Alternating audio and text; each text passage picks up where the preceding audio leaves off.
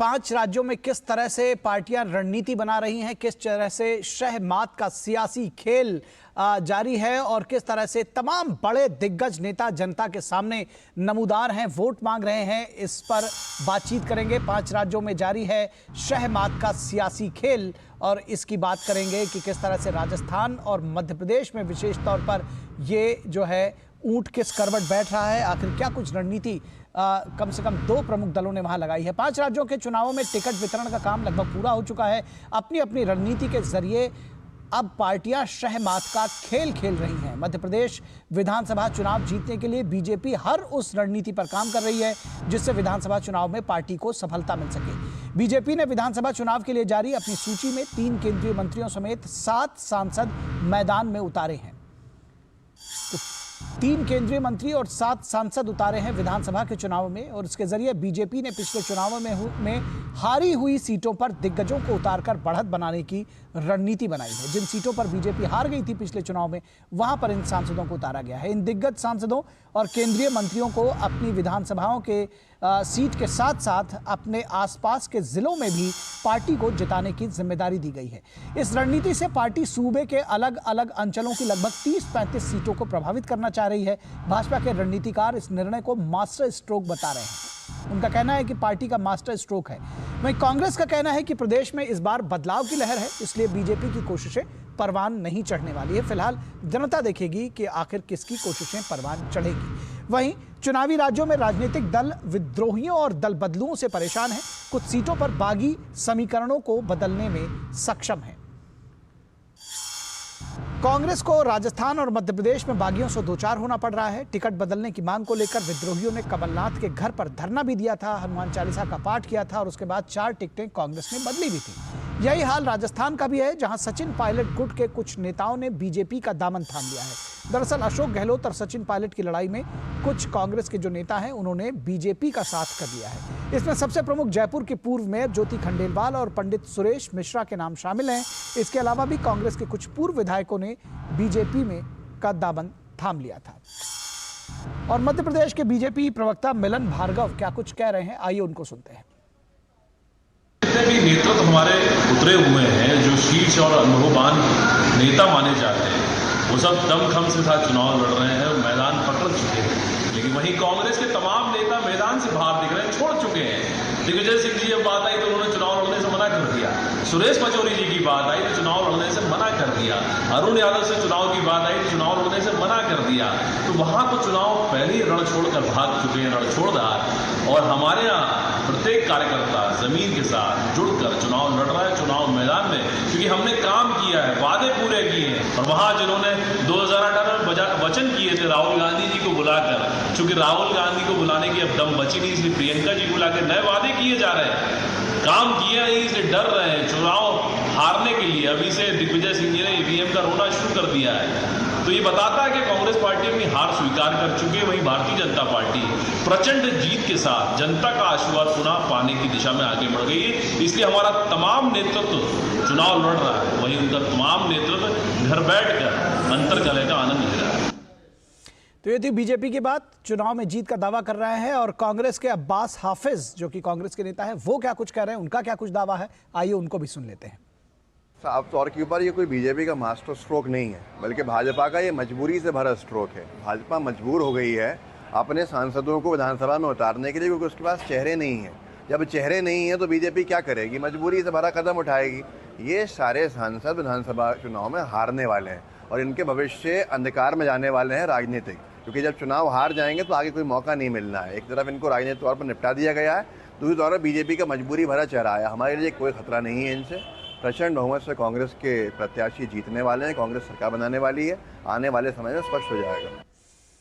तो ये है चुनाव की सियासत, क्योंकि मध्य प्रदेश के ये दो दलों के दरअसल बीजेपी और कांग्रेस के नेता थे और आपने एक बात कॉमन सुनी होगी, दोनों लोगों ने कहा कि हम प्रचंड बहुमत से, बीजेपी ने भी कहा और कांग्रेस ने भी कहा कि हम प्रचंड बहुमत से सरकार बनाने वाले हैं। फिलहाल राजस्थान की सियासत की बात करेंगे और मध्य प्रदेश की सियासत की बात करेंगे। मुरारी गुप्ता हमारे साथ जयपुर से जुड़े हुए हैं राजस्थान की सियासत के बारे में बातचीत करने के लिए। मुरारी, जो राजस्थान कांग्रेस की दिक्कत है उसमें जो सचिन पायलट और अशोक गहलोत गुट के बीच का जो आपस का जो सर फुटबॉल है, मनमुटाव है और जो सतह पर आया इतना पूरा प्रकरण जो चला, विवाद, वो तो है ही है।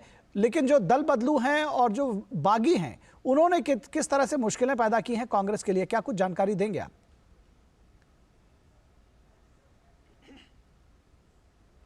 बिल्कुल निखिल, जिस तरह पायलट गुट के आपने बताया कि ज्योति खंडेलवाल और पंडित सुरेश मिश्रा निश्चित रूप से पायलट गुट के दो बड़े नेता ये रहे हैं। इन्होंने टिकट नहीं मिलने के बाद और बहुत सारे आरोप लगाकर भारतीय जनता पार्टी में शामिल हो गए।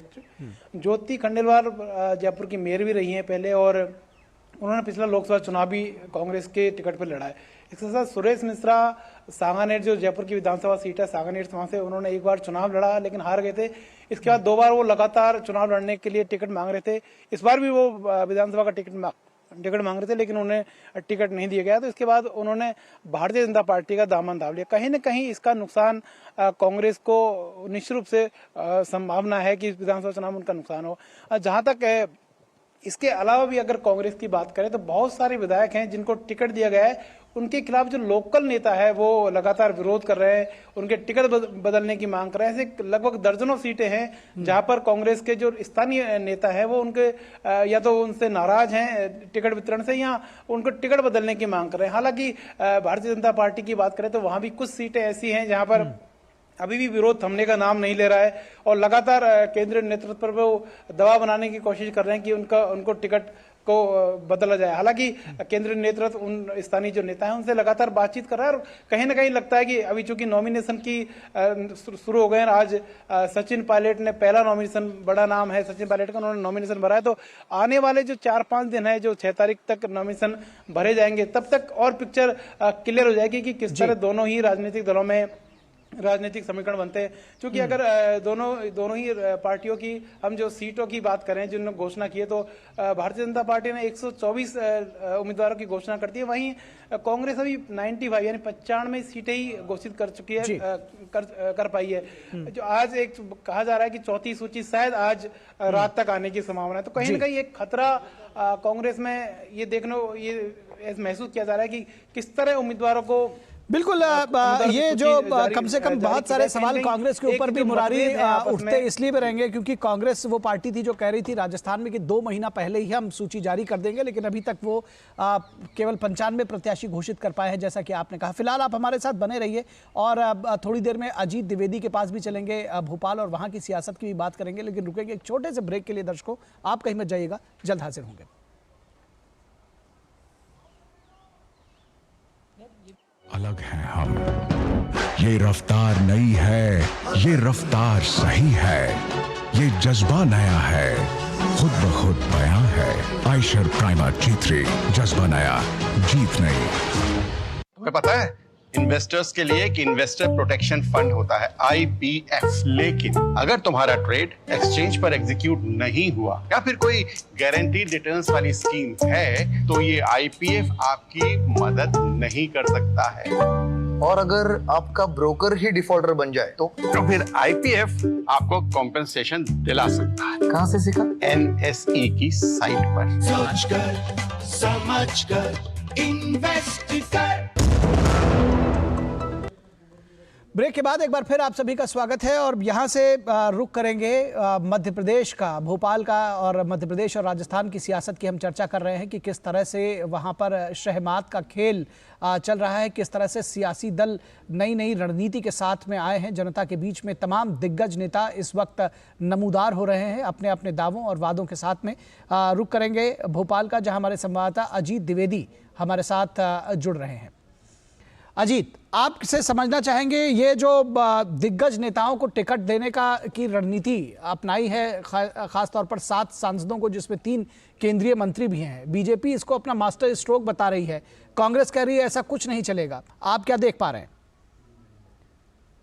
वो देखिए निखिल, मध्य प्रदेश में जितने भी बड़े नाम थे बीजेपी ने कोशिश की है कि उनको विधानसभा में उनको उतार दिया है, केंद्रीय मंत्री को उतारा है, सांसदों को उतारा है। बीजेपी की रणनीति है कि अगर बड़े नाम वहां से लड़ेंगे चुनाव तो कहीं ना कहीं वो अपनी जीत तो पक्की करेंगे ही, साथ ही आसपास की जो 10 से 15 सीटें या 8 से 10 सीटें जो उस क्षेत्र में है उन सीटों में भी वो जीत जो है वो पार्टी की सुनिश्चित करेंगे। इसी रणनीति के तहत बीजेपी ने जो 3 केंद्रीय मंत्री और सांसदों को जो है करीब 7 जो केंद्रीय नेतृत्व है उनको यहाँ से उतारा है। हालांकि देखिए, कांग्रेस का कहना है कि ये बीजेपी को चेहरा नहीं मिल रहा है इसलिए बीजेपी उतार रही है और कोई नेतृत्व नहीं है निचले लेवल पे। लेकिन देखिए, बीजेपी का संगठन जो है बहुत मजबूत है और लीडरशिप भी देखिए कई लाइन है, फर्स्ट लाइन है, सेकंड लाइन, थर्ड लाइन है।